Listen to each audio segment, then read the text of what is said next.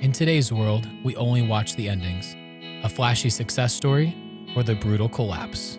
But we don't hear about the full journey that it took to get there. The late nights, tough calls, moments of doubt. On In Between Sips, we dive deep into the raw, unfiltered stories of what these business owners and leaders have been through and who they became along the way. So pull up a chair, pour a cup, and join us. We're just getting started. Because we all know the best conversations happen in between sips. Well, Dr. Parker, welcome. Thank you. Welcome to the show. Happy to be here. It's not often that I get to sit next to a Eagle Scout, Hey. Boy Scout. You got to preach that, right? Got to preach that. I know you as the good dentist, the good doctor, owner of 3 clinics, and now Eagle Scout. Huh? And that's like the end of you buttering me up here or Yeah. tooting my horn. That's It's it. great. I do That's much it. better when I don't have that type of acknowledgement. Hey, it's just how I know you. That's Okay. all. And then we Yeah. move on. Perfect. Awesome. End of that part. Yes.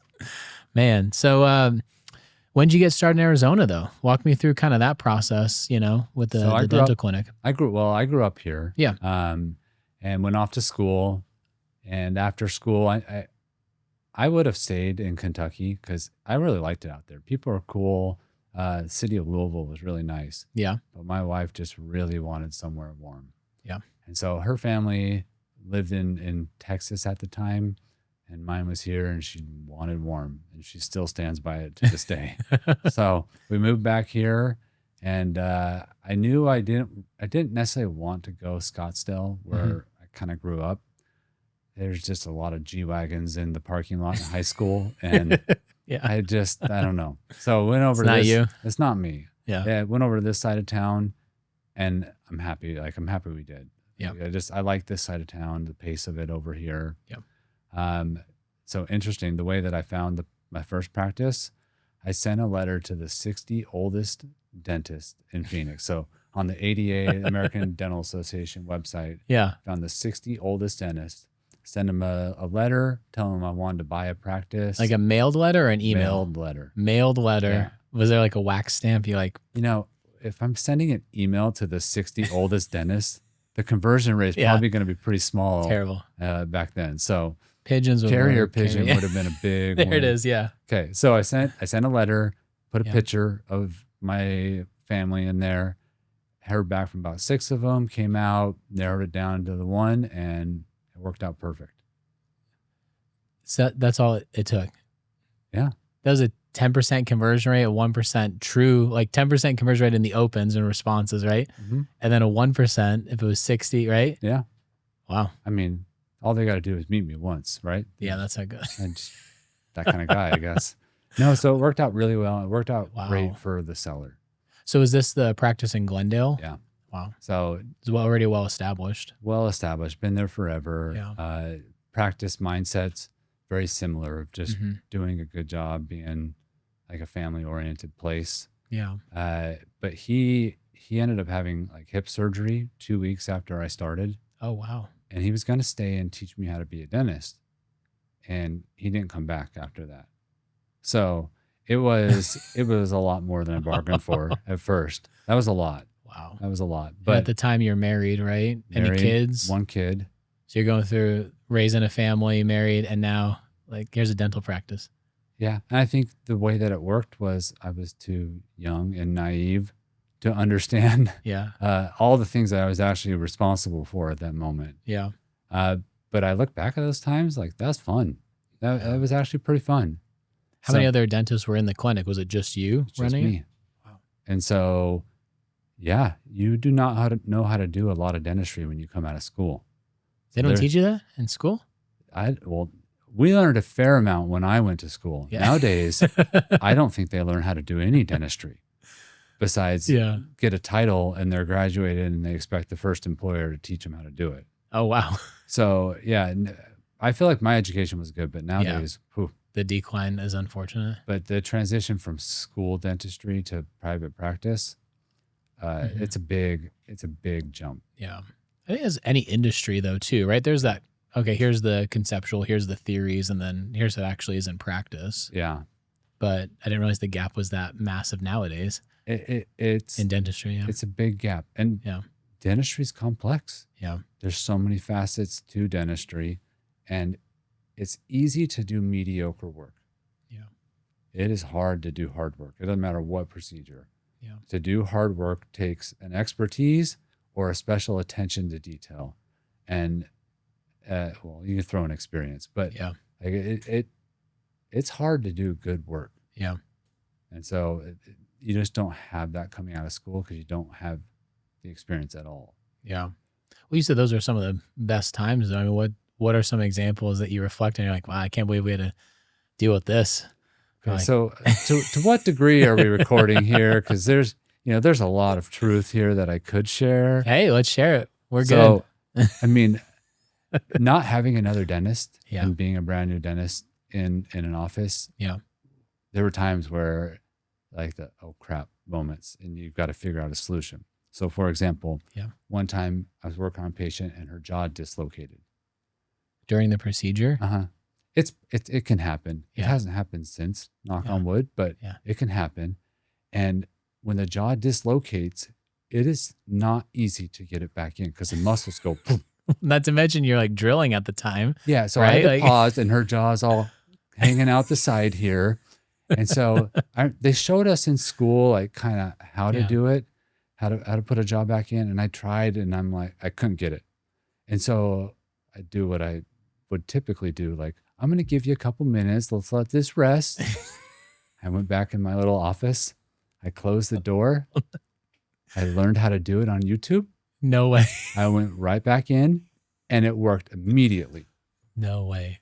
So there So was. you like take a minute and she's just sitting there with her jaw out. We like, just need to let the muscles relax a minute. I'm gonna go learn how to be a dentist real quick. I'll be right back. my God. But that actually was really helpful because Yeah. first, I mean, there's a lot of knowledge on the internet if you know what you're looking for. But yeah, I totally closed my little door. I watched some dentist show Yep. the technique, Yep. and it was not how I was doing it, and Yep. it was much smarter, and it worked immediately. And did you say a prayer before you open that door back up? Is Oh. that? I was saying a lot of prayers. 'Cause I mean, as a general dentist, you don't want to send your mess ups, the ones that have to be addressed today, Yeah. to the specialist. Yeah. They're generally pretty kind about it, Yeah. but I don't know. It's not Yeah. a pride thing. It's Yeah. just like, who doesn't feel sheepish when they mess up on Yeah. something?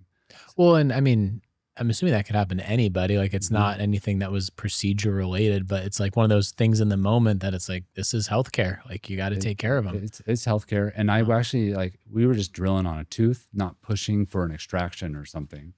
Yeah. And her jaw just slipped over.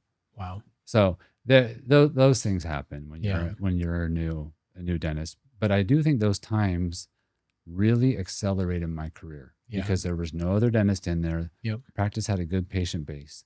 And so I Yeah. was forced to learn quickly out of necessity. Yeah. And so by the time we'd been out 2 years, the amount of dentistry I had done compared to like my buddies in school Mhm. was significantly more. Like Yeah. I just was much further along. Yeah. They'd done 20 of something, I'd done 120 of something. And so it just was it was a good kind of baptism by fire into private Wow. practice.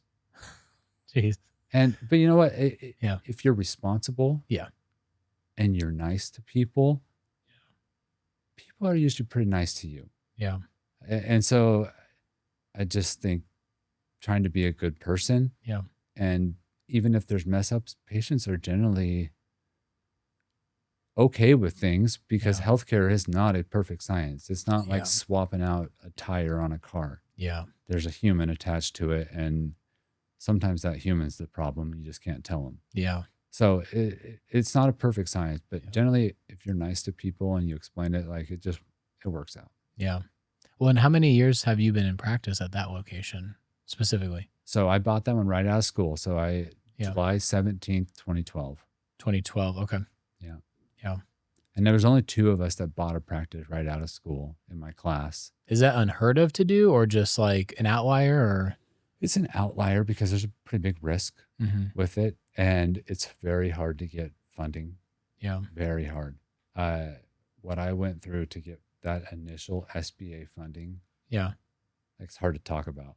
Really? It was the worst. The worst. It took so Well, you have long. a clean background, right? I'm just kidding.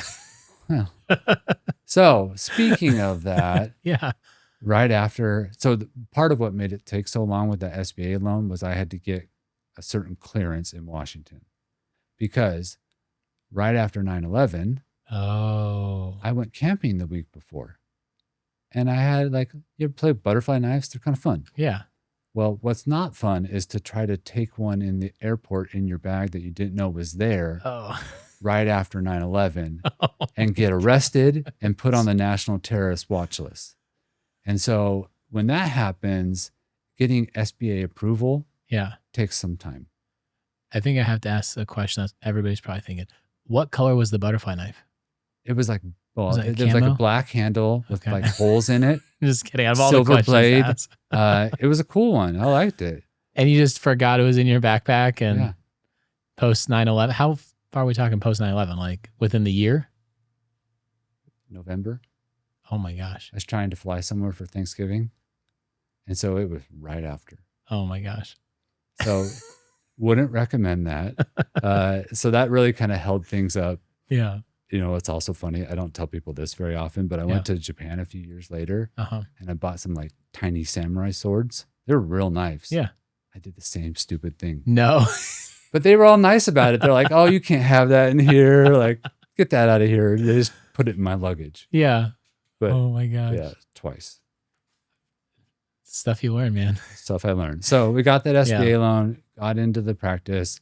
The other guy from my class, his didn't work out, which I totally understand now. I think there's a lot of luck with mine, to be honest, because things could go the other way. Yeah. Yeah, things can go the other way pretty quickly there. Yeah. Mm-hmm. Got it. Yeah, so things can go the other way pretty quickly, and it just accelerated things, but it also, I think, kind of lit the fire into me getting into other avenues of dentistry that are more progressive, like technology stuff, and just starting down a path that, because I was an owner, I could run certain CE expenses through the business. Yeah. It made it easier for me to go to classes and learn things as opposed to a W-2 associate. Yeah. That's harder money to spend. Yeah. So it helped. And then that just kind of formed, you start down a path early on in your career. It definitely has impacts later on. Yeah. So it did. And wow. Yeah. Man. What was it like having a new family at the time? I mean, I think we talk about all the time, as owners, right? Yeah. People don't see the behind the scenes. They don't see what's behind the curtain. They just kind of see you practicing dentistry. And I mean, you have so many other things going on as well, right? So many. That was stressful in different ways. Yeah. I really do look back at it as a happy time in my life. Yeah. A simple-minded, ignorant time of my life. Yeah. And so, just like in The Great Gatsby, how she wants her daughter to be a fool because, ignorance is bliss. It was a little bit of that for me at that time too. Yeah. I think on a day-to-day basis right now, I probably have more stresses than that. Mm-hmm. They're just different, and I'm different to handle them better. Yeah. But one thing that I do remember, family was great. My wife's wonderful. We have a very happy family, and I'm very blessed with that. Yeah. But one day I had to go down to the office early on a Sunday morning, and I don't know why. I think the alarm went off or something. Mm-hmm. And I was trying to rush home to go to church, and I was really tired. It just had been a brutal week, and this was the icing on a cake. Yeah. And I remember just kind of zoning out a little bit, and I drove right through a red light. Oh, no. Right through a red light. Got to the other side, and I'm like, was that red? And so at that moment, it was like a big introspection moment. Yeah. It was, all right, dude, you calm down. You need to kind of segregate parts of your life a bit here. Yeah. And it helped me. And so, well, because as a terrorist going through a red light, that's a whole different story. and I probably had a knife in my pocket. So you never know. But yeah, like at that moment, I think it did help Yeah. me set some boundaries. And so I've tried to Yeah. reinforce those since. When it's Yeah. work time, it's work time. Yeah. When it's family time or church time, like, Or golf time. yeah, I see that. I see that symbol you told me about on your shirt. yeah, this is, You gotta rep it a little bit. yeah. I mean, if you're rocking an Augusta National, not just a Masters logo, but the old school members logo, Yep. you've made it, right? Yeah. Timed up with the tee off today. Yeah, it is. It is a really cool logo. Yeah. I can't say because I've been there to go in the members pro shop, but Yeah. people, and you ask questions, Yeah. things can happen.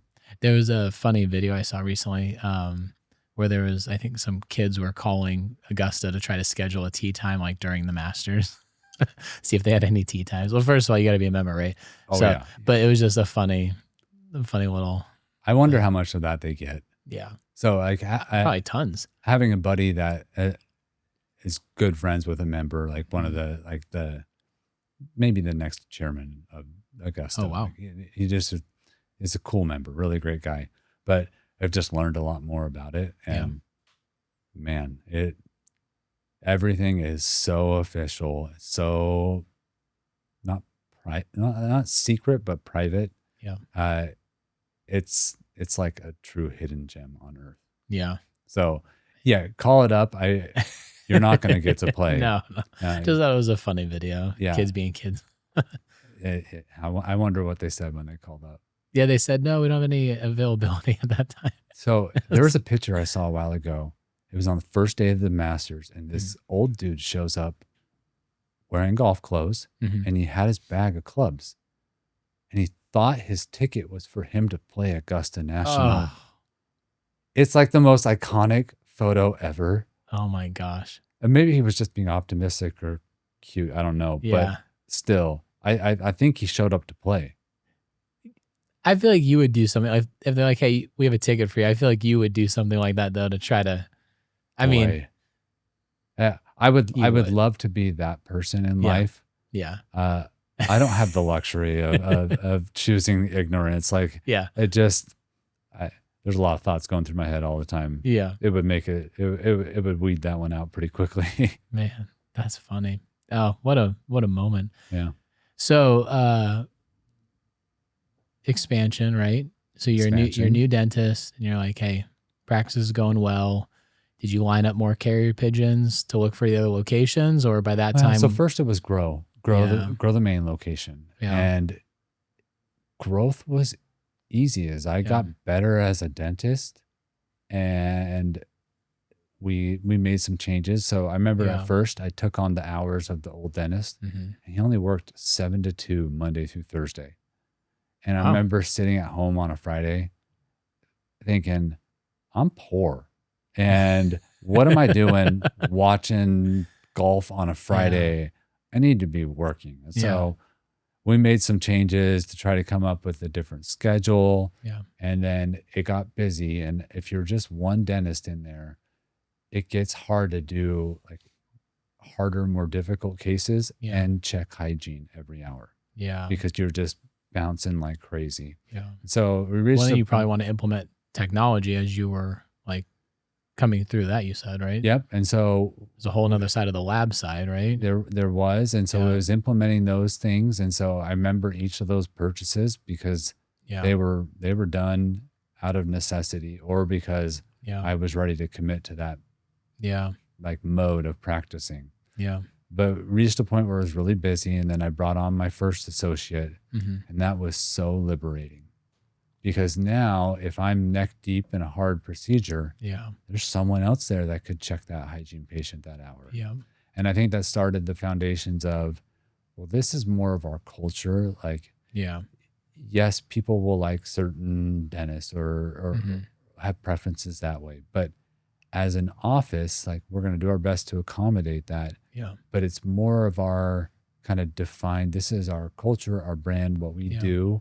And we're all working towards that greater goal of the office. Well, I think because patients would probably choose convenience, like on a checkup, not to diminish what you do in that, but like on a healthy checkup real quick, do they want to wait 20, 30 minutes for you to be done with your procedure? Or is, the other dentist in the office, right? Yeah. They'd probably choose convenience anyway. Most of them will. Yeah. And the problem is the hygienist won't choose convenience because they have a next patient. Yeah. And we're unique in that we still schedule out an hour for cleaning patients. Yeah. A lot of places, because hygienists have negotiated such ridiculous wages that are detached from productivity. Yeah. A lot of places are like 30, 40-minute cleanings. Yeah. And for us, we still schedule an hour, but is it fair to the next patient that this one just sits here and waits for Correct. me to work on this other patient, which was harder than I thought? Yeah. And so we do like some latitude with that. I do think that people like others that take at least a little interest in them. Oh yeah, of course. Right. But in dentistry, as I've worked with more dentists now, I think the kicker is the follow-up question.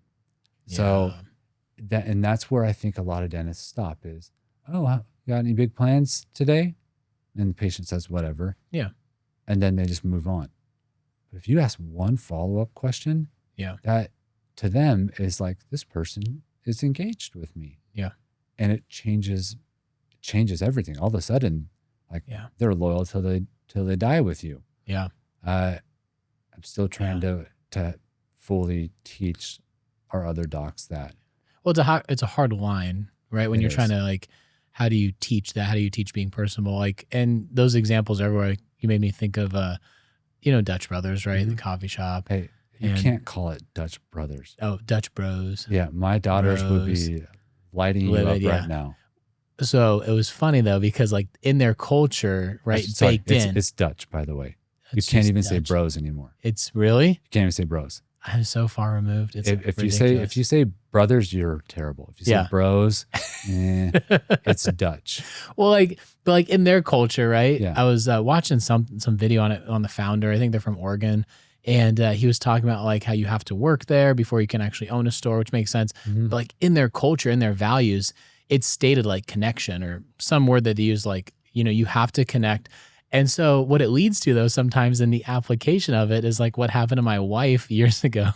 We have the same sense of humor. So I'm just going to put it out there. I think it's funny and she thinks it's funny. So we'll be okay. But she drives up. She's not going to listen to this. She gets her. Oh yeah. Well, I play these over our dinner though. Oh, everybody watches this for our dinner. Forced audience. Yes. Got it. But she drives up and, young girl, probably like really nice, right? Like, it's like, hey, how's it going? And that's where the conversation starts. And then she said, we're taking a poll today. What's your biggest fear? And my wife, without skipping a beat, just looks up and goes, that my daughter won't wake up in the morning. And like the girl goes, most people said heights. Cool.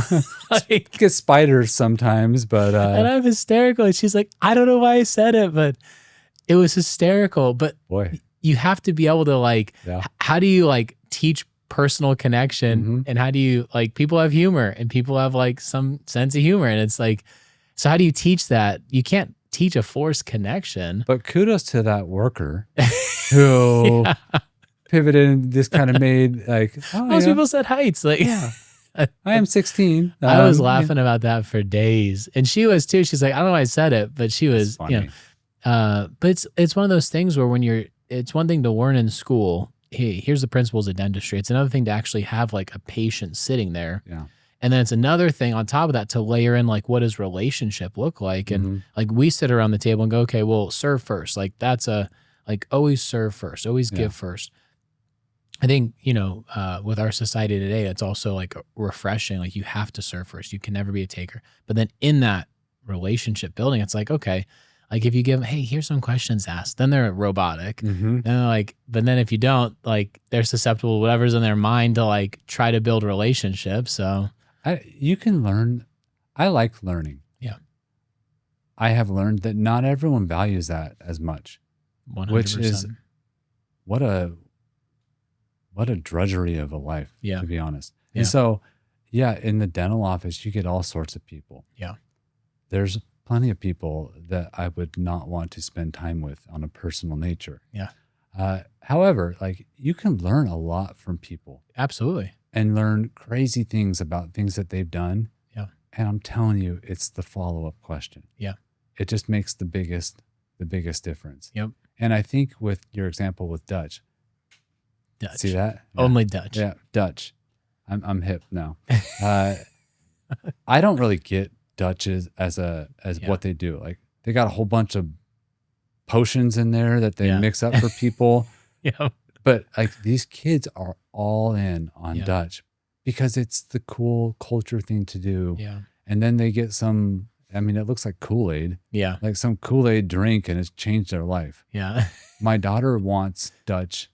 If she can ever get a Dutch cup in her hand to take to school or to a social event, like they're just coming from Dutch and they, That's like you've made it. You've made it. You've made it. Yeah. You can have a little Dutch in your hand then. Oh my gosh. But it's this culture that they've created. Yeah. And it obviously resonates. Oh, it's huge. Yeah. I mean, it's spurred so many other drive-through, like there's so many other coffee companies now, and other companies that are just drive-through models like that, you know? Yeah. But yeah. So anyway, okay. Yeah. What are we talking about here? No, I mean, we're just talking about what's your deepest fear? Oh, I'm kidding. Yeah, no, we don't need to get into that. No, I have a wicked sense of humor too. So you're looking at expansion next, right? Yeah. How does that thought even cross your mind, right? So you've hired an associate, right? Because you're like, hey, I need to expand to 5 days. I can't just sit here on a Friday and do nothing. Then having an associate you can lean on, kind of now you're growing, you're getting into that scale point, right? Yeah. What's that next decision look like where you're thinking, okay, we need to expand further, or was this an opportunity that came up? So years ago, I was talking with one of my undergrad roommates who went to dental school, a different school, moved out here. And we were talking about partnering up for like a new office downtown. And he ended up finding something like out in Sun City that worked great for him. And it was good for me because I kind of saw like, okay, yeah, this is a lot of stuff here. Yeah. I think when you look at something like expanding, obviously your model better be working. So the business better be doing well. Don't expand if you're not doing well. Yeah. But then you need to decide like what's your goal and what's your intention. And I think initially for me, my thought, which was probably wrong a little bit, was, I mean, my farts don't smell at this business. Everything we do here just works. Yeah. And so let's go spread the love to somewhere else. Yeah. And had maximized capacity there too? Pretty much. Okay. Pretty much. And I didn't like the idea of just going super long hours or like just adding Saturdays. I feel like it would disrupt a little bit of our special sauce. Yeah. Maybe that's a scarcity principle. I don't know. But we were pretty much at capacity. Yeah. Glendale's on a whole bunch of property, but it's only got 5 operatories. Yeah. And so looking elsewhere and, saying, hey, I've got energy. I've got a risk tolerance that's good for this. Let's do it. Yeah. And I don't think like my desire to expand and do more was just this big money play. I think it was more of if I'm going to swing for the fence and I want to try to do something more in life, it's not going to get easier as I get older. Like now's the time to make a play like that. Yeah. And I learned a lot in those processes. One thing I learned is culture's really hard just to poof into existence in another place. Yeah. And so there were lots of lessons learned along that path, but that's kind of how it went for us. We expanded out to the second office, came on a really good opportunity for a space for the third office. Second being Cave Creek. So that's like a whole different market animal up there too, right? And then back down to Phoenix. Yeah. So my partner at the time, we went up there and we looked at the space. It was vacant, but it was a prior dental office. Yeah. And I looked, it was way up there. It's a far drive. Yeah. And I looked at it like, I would not have picked to come up here, but like he was pretty convinced with it. And I still to this day think that that's a spot that it's if gorgeous someone's up there. willing to go in Yeah. and make themselves a part of the community Yep. and ask maybe 2 follow-up questions, Yeah. it's a golden road for them.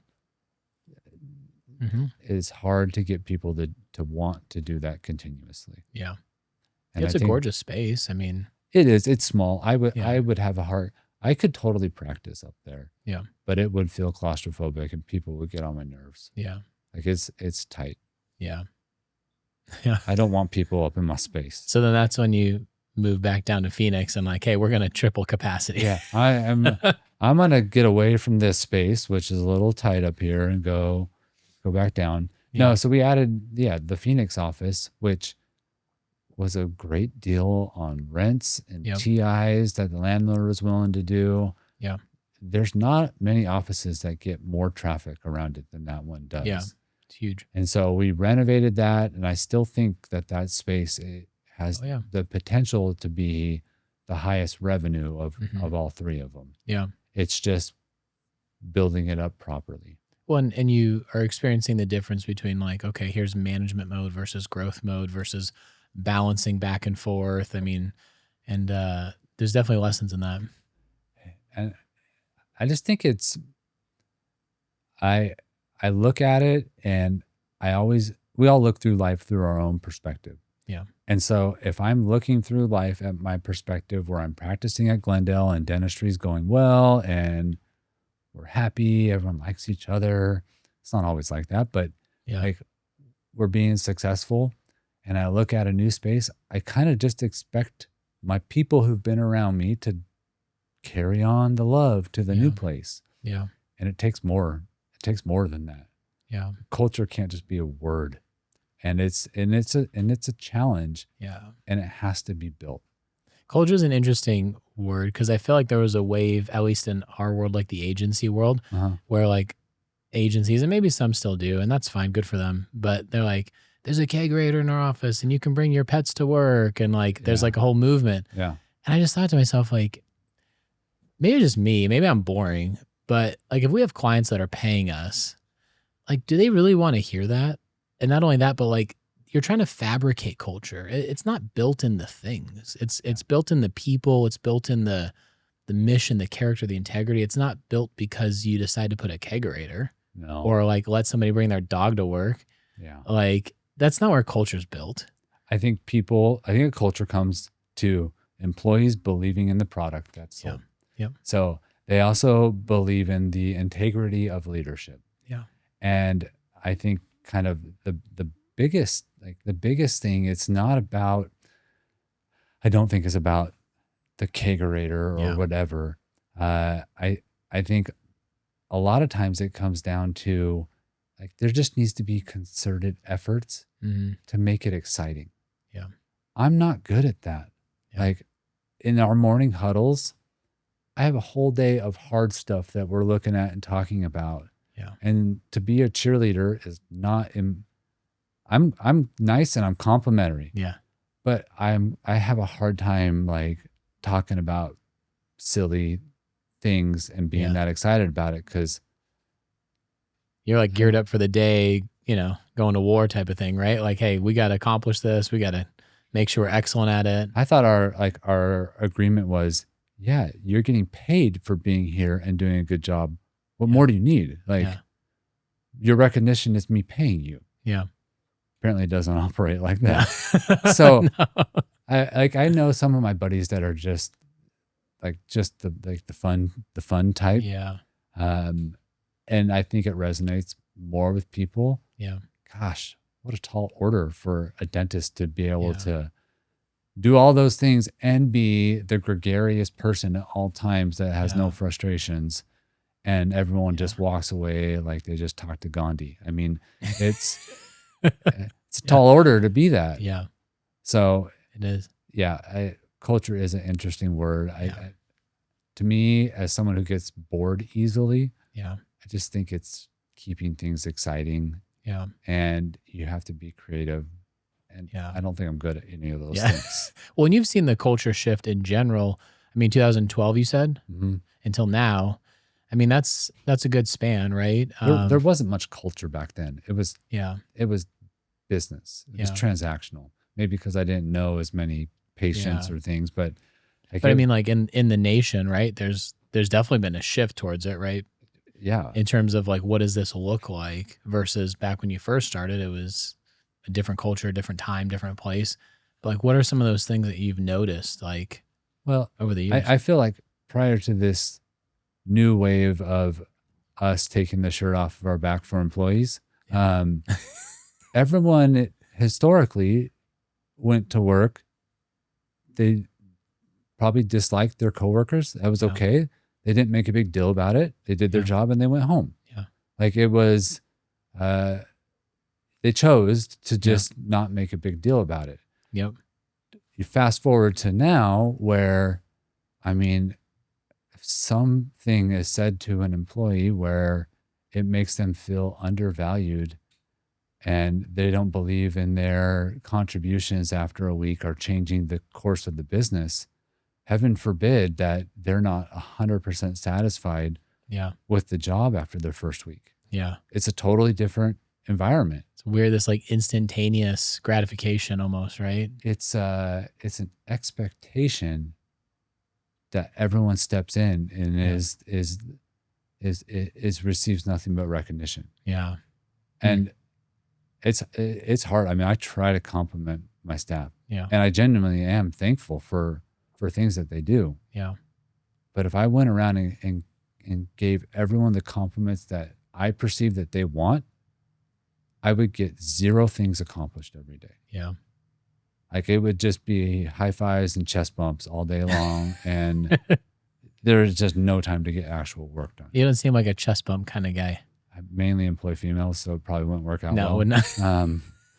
So I try to steer away from that. You know, the whole personal space thing. Really think that's a good work principle. I would agree 100%. Yeah. So no, like I just, Yeah. I think I'm a little bit more. I like to joke and have fun, but Yeah. I'm not a cheerleader. Yeah. Well, I think it's like work hard, play hard, right? Mhm. Like, Yeah. that's what it comes down to. But yeah, I do think the culture shifts, at least like in our world that we've seen with employees, competitors, whoever, right? Like just the way that the world has shifted since we first opened as well. Because we opened in 2013, I think just I after thought you were old, so that makes sense. Yeah. Yeah. It was, yeah. And it's just the workforce then versus now. It's interesting, right? Like, I mean, I love our staff. So thankful, so blessed like you. Yeah. But looking at the world and looking at the landscape and like a lot of the clients that we have, like where they need more qualified workers, like the last, well, I don't know, like 5 years maybe, it's been a weird time. It has. And I don't know what has caused that. Well, so Simon Sinek is a smart dude. I don't really know what his job is besides spreading truth. Yeah. It's like he somehow can see right through a lot of stuff and just call it out. But he made a point once, like, it doesn't matter if this is our favorite generation or not. Yeah. It's all we got. Yeah. And so I think now the race is, well, how do we help them be as successful as they can be in their roles in their jobs? Yeah. Because if we don't accomplish that, Yeah. well, a lot of business is going to be messed up once the old people are out of the workforce. Yeah. And so it's just interesting to see the times. Like like my father-in-law, for instance, like he worked at the power plant for 40 years, drove out there every day, like no problem, right? Drove out there. Commute was probably what, an hour 15, hour 20, maybe more. I don't know. One way. Did his job, worked, enjoyed it, did a great job, drove home. That was just the expectation, right? I don't think that's possible anymore. And it's interesting. And the reason is the internet. Yeah. Like the internet, I think a time like that would have been maybe not in the moment all that exciting, but it would be comfortable. Yeah. Like it would be a happy, more simple way of life. But now we see everyone living their best moment online, and it makes like a kind of a squirrely nature of people. Yeah. And then people start to expect things that, or feel like they're owed things that isn't quite in line. And so I think socials changed it. Oh, 100%. Yeah, socials put everybody in their bubbles. So these echo chambers, hyper focused on, like you said, their best moments. Yeah. And it has cast such a terrible light as to what life really is. Yeah. And not everybody does. I know I'm hyper generalizing, but like just for the sake of the conversation, I do think like, yeah, that has negatively impacted just people's perception of what life really is and what life really should be. And so it's made it unattainable. And it doesn't even matter what someone accomplishes. If they're looking at the world through other people's best moments, they'll never be satisfied. Yeah. And so that's a problem. I mean, I feel like there's still plenty of people that have a work ethic, like it's part of them or their family. Yeah. But that's good parenting. I want to call that out, right? That's not necessarily a generational, like not everybody in the generation, like, cause you could say generalizations about every generation. Yeah. But I think the nail you just hit on though is just like good parenting, like good upbringing. Like that's what character is built in and through. Right. And so I agree with you. I think there's some of it though, that is people are conditioned of, they're a consequence of their era. Yeah. And so, I mean, we all try to control screen time with our kids and stuff like that. Well, screen time wasn't a thing when I was growing up. It was never a thing. Yeah. The TV was small and there was like 2 shows on. And so it's just like, because of technology existing now, even with good or great parenting, it still is a factor. Yeah. And so we end up with these just evolutions of people. And I think what the onus on the older folks is to figure out how to hand off an economy to younger people that are coming at it totally different.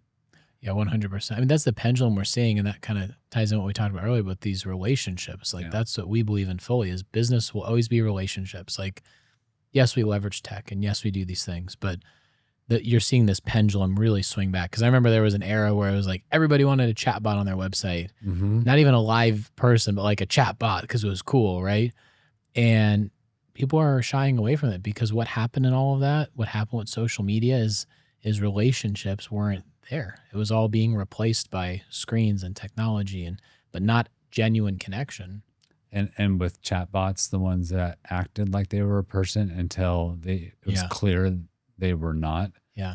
Like there's so much goodwill lost in that moment. Oh yeah. You lose all faith. Yep. It's so frustrating. Yeah. All that trust that you are trying to build, right? It's gone. But if someone will man a chat and you can do things on a chat window while you're working on something else, it's a good experience. Absolutely. Yeah. So and it has its place for sure. Yeah. But I just think the pendulum is really swinging back towards just genuine connection, however that may be. Yeah. Right. Genuine relationship. I will say, like the younger generation now, there are things that they can do that older generations could never wrap their head around. 100%. And to older people, it's going to look like the young whippersnappers are going to ruin the world. But then they may figure out workflows or solutions and come at it a different way, which is significantly better than their predecessor. Yeah. It's just not always pretty along the way. Yeah. It doesn't always. Change never is, right? Yeah, it never is. Good or bad. Yeah. It's funny. When we first started, I mean, maybe it was around, but it wasn't as prominent, but like Slack, for instance, like instant chats or things like that to manage. Yeah. Like it wasn't like a big thing back then. I mean, we had it, like people were leveraging it, but like not to where it's like in mass now. Yeah. And it's a beautiful thing, right? It's organized, it's beautiful, it's great. But it is fun to see those evolutions. Yeah. My challenge with those apps, and so we run on a Google backbone, and so Google Chat is what we use now. Yeah. I used other ones before that wouldn't save history.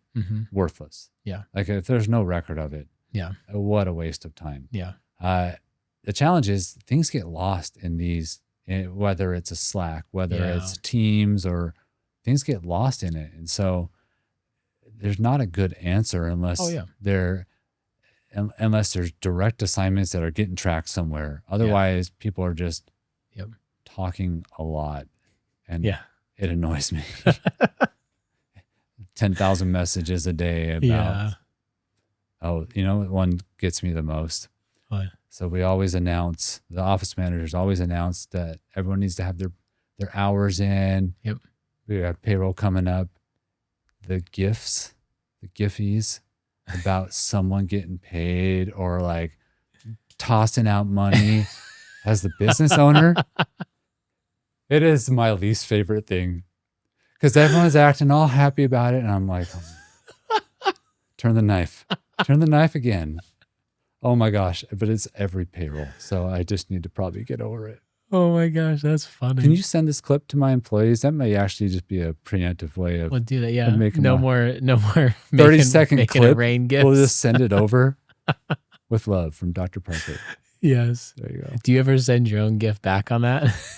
No. You know what I should do? Send the Homer Simpson one where he's like backing away into the bushes. Or can I find a Homer Simpson kidding. that is like hiding behind a bush because Yeah. everyone's stolen all of his stuff? That would be a good one. Oh my god. Like, I'm pumped for payroll too. Woo. Yeah. That's so funny. No, I think it's interesting because again, as a business owner, when you see payroll, like, we enjoy what people do. We enjoy paying them. We enjoy the fruits of the labor, all these things. But they don't ever see the moments when you're first starting up and you're like, how am I going to make payroll? Because I have an obligation to do that. Yeah. Right. Like I have an obligation. Like we've never missed payroll. Like, thank goodness. Yeah. But like as a startup, especially like that pressure and that weight of like, well, it's not just my family needs to eat, but we have 3 other people right now, 4 other, whatever it is when you're first starting up, 2 other people, 1 other person. Yeah. There's levels of pressure to that I don't think unless you go through that fire, you're never going to know about. As long as payroll exists and it is like for small business, you're not getting outside of that pressure. Oh yeah. Yeah. Like even, and every business is going to have different profit margins, different scales, stuff like that. I can tell you in any healthcare related industry, there's not just a lot of money being left around in these accounts because they're mainly pass through entities. When you've seen that change, you mentioned that before and how like even insurance changes over the years have gotten worse and worse. Yeah, well, they certainly haven't gotten better. Yeah. And last I checked, we weren't having a declining inflation. Yeah. We weren't having a deflation of the dollar. And so, when Delta Dental of Washington still reimburses what they did in the 80s for a cleaning, well, I don't think our world that exists anymore. Correct. Yeah. And so it does force some innovation in there. It does make dentistry a little more challenging to stay relevant at, because you can't be everything to everyone now. You've got to specialize a little bit more in order to not just lose money in those instances. You can't just have like, it's not just a loss leader. It'd be a entire section of your billable services that are losses, hoping to recoup that on more productive side. And so that doesn't work. That doesn't work either. Yeah. But I would imagine every business has something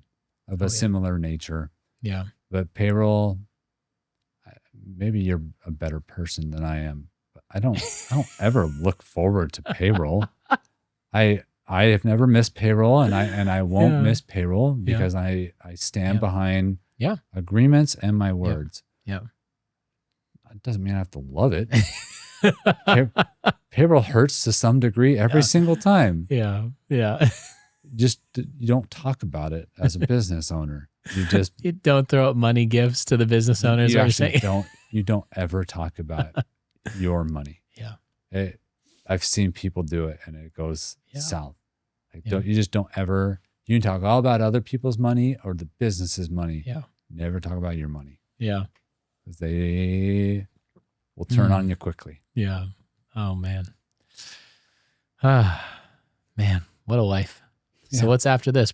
Pro-Am golf? What's the circuit you're on next? Pro-Am. Am I the pro here? Or I don't know. I have tons of hobbies. Like I can entertain myself all day long with whatever. Like I'm the self-starter type. Yeah. And I'm also kind of the OCD type that will figure stuff out. And so, I keep picking up little hobbies, little things. So like in 2024, I wanted to learn how to play the drums. So I got a drum kit and I played it almost every single day. And I'm not a legend, but I can play some You drums can play now. some drums now. Yeah. And so I always try to pick like new things to do and new targets to go after. Yeah. Because you got to always be learning, always having fun. Professionally, it's interesting. I don't think I want this thriving empire of corporate dental offices. Yeah. Actually, I know I don't want that. Yeah. Because you see the model out there now and it devalues the patient care you just mentioned before. So why would you lean into that? It's kind of the opposite of everything that I feel like we're trying to do as an office. Yeah. And what we talk about and how we go about it resonates with people. There's no one that hears, kind of what we do and why we do it that says, no, that's not for me. Yeah. Like they just don't. Now, whether someone values that enough to put their pocketbook where their mouth is, that's different. And that's fine. Like everyone has their choice that they can make. But I mean, it's evolving out there. And so looking at all of these corporate offices, which I believe all of them are started on good principles. Mm-hmm. I think all of them lose their way at some point because you have a machine that is formed in that process. Yeah. In order to serve the offices and support the offices, a machine of corporate America is built in there, and it takes the maybe little bit of altruism that's in dentistry there still. Mm-hmm. It takes it away because there's just not the autonomy to hold true to those principles. Yeah. But if you look at dentistry as a whole, there really is no altruism in it when I do work on you and you pay me, when it's a direct transactional relation. Yeah. There's always going to be some competing forces there. Yeah. I think the goal is finding a dentist that wrestles with those decisions and doesn't have blanket orders over things to ensure their cash flow. Mm-hmm. But if we want to change how all that works, it would be a salary-based system. Yeah. And then people can just go to work. Yep. So, I'm not sure what the future holds in dentistry. Yeah. I think private practices that it can't be one dentist. No one dentist office can survive. There's very few at this point. Unless someone is absolutely spectacular, it's not possible. But multiple dentists in an office that really steer into this family private practice mindset can be relevant and can do well. I also think that there needs to be an analysis on insurance usage because it is the quickest way to work like crazy for less and less money. Yeah. And patients don't care about what money the dentists are making. Yeah. But in a way, you're limited. Well, in many ways, you're limited about what you can provide for that patient. Mm-hmm. If I was to cut all insurances right now, I could probably cut 20% off the top of all my standard fees and still make plenty of money. 20% off the top if I took out a third party. It could be way more than that too. Like, it's crazy how they try to dictate medicine. Well, they absolutely do. Yeah. They do. Yeah. Not try, but they do. Yeah. I'm talking to United Healthcare. There are a lot of people that died in denials with healthcare. But now the insurance companies, at least in dentistry, have at times blanket orders to just deny everything at least once. Yeah. Or they used to have to have a dentist look at it and make a verdict on it, which I don't know how that's ethical to begin with. Now they just have AI tools. Wow. And so if it doesn't pass whatever AI tool, then you get a denial and then you have to go through an appeals process. And so just look at the overhead required for an insurance process. Yeah. Patient calls in, you've got to do a full breakdown of their insurance. You got to first verify they have insurance, do a full breakdown, make sure that you participate with their insurance in the way that patient hopes that you participate with it. Because there's just so many levels to this that the average patient doesn't know. You do these services, you work with the contracted insurance negotiated rates. That's what you reflect for patient portions, it goes to the insurance, send it out, it gets a blanket denial. Well, now I've got staff hours to create an appeal, to send it back. And there's times where it takes 3 appeals to get paid on something that a first day dental student Yeah. would recognize as a procedure that's needed. Wow. And so who's winning there? Well, it's not the patient. Yeah. It's not the dentist's office. Yep. It's a third party. Mm. So if we could get less third party, especially in dentistry, healthcare is a much bigger animal. I don't understand. There's smarter people for that. In dentistry, if all insurance disappeared tomorrow, I think it would be for the greater good of oral health in America. On that note, we didn't even mention it too. We should. A little shout out, AZ Family Dental, right? Yeah. AZFD.com. AZFD. That's it. Thanks for coming on. This was Happy good to talk through and good to learn a few new things, especially about your background in the airport. Yeah. Watch out. I'm probably always have a knife on me. Yeah, that's right. There you go. Thanks. All right. Thanks, Ryan.